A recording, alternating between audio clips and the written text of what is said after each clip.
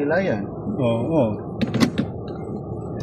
Sige po, labas na po tayo sa grahe.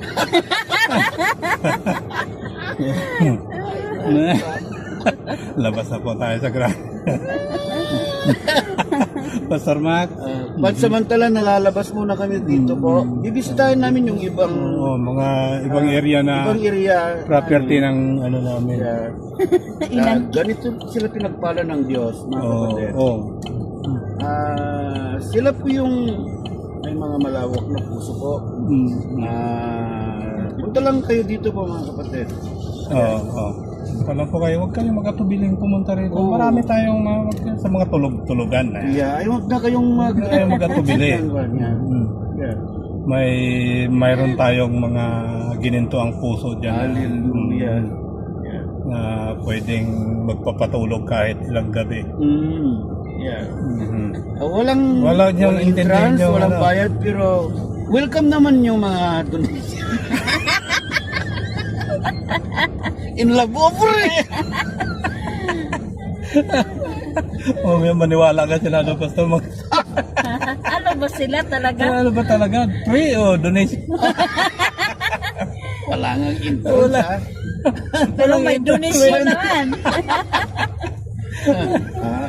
At least charity yung charity. huli. Charity yan eh. Kasi yung bayad ay kursadong magbabayad. Yung charity na donation lang po. Ay. Ganda dito, Pastor. Totoo lang. May camping ground din pala. Oo, camping ground yan dyan sa kabila. Wow. Mga kasamahan ni Mrs. pagka yung gustong mag-camping, yan lang, sit up lang sila ng camping.